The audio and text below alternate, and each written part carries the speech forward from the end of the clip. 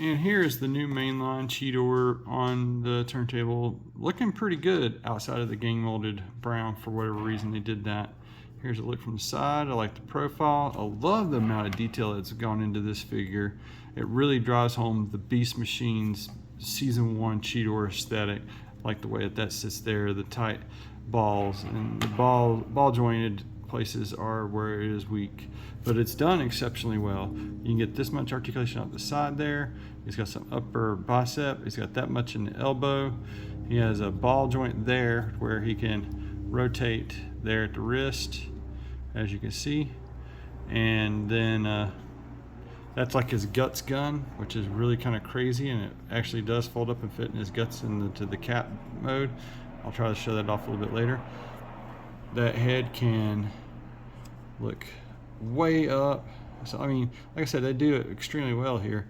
It can go all the way around due to transformation, and then he's got even like hidden there, he's got waist swivel, but it's limited. You can go that far that way, and it gets in the way of itself, just like Nightbird had gotten in the way, and it's back far that way. Just look at that.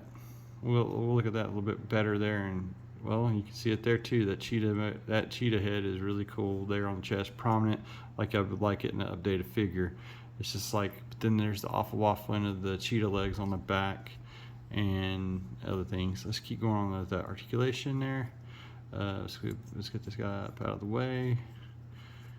Don't really care for the tail sword thing. Here's how far he can go forward with that leg.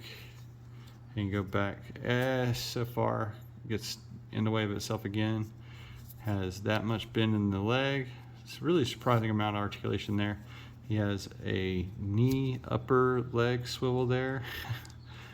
That ball joint stuff there at the waist, it's actually tight balls here, ball joints. And then I like the way this looks. I just wish that this colors could have been used throughout the rest of this. Like that could have been that color blue or whatever, and yellow with some other stuff. I guess I'm gonna have to get the paint kit out and actually just play around with it, give it a black wash, and then paint over it how I feel fit. The brown is just freaking ugly to me. The hollowness is very uniquely stowing away the beast mode's rear legs, and then the feet are really kind of cool because you can get some down there due to transformation.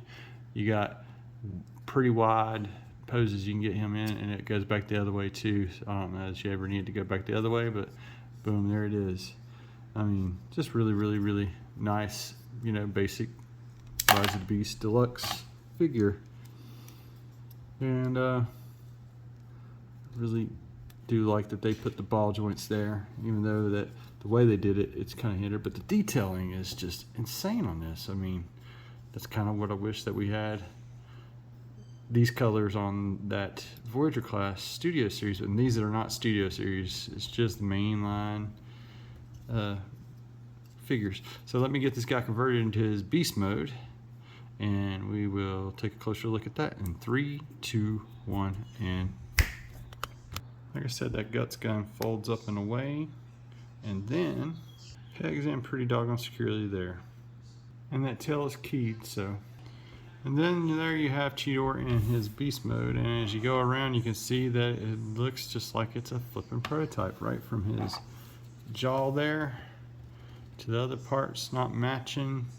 I like the spotted detail there. I like the detail in the plastic, but I don't like the mismatches. And I don't get the brown whatsoever. That is just freaking ugly. And while it's more or less a brick of a figure in this beast mode, because you really can't do any dynamic posing with these legs the way they are, and the hollow bits absolutely suck, it's still a pretty striking rendition if you have it just sitting there.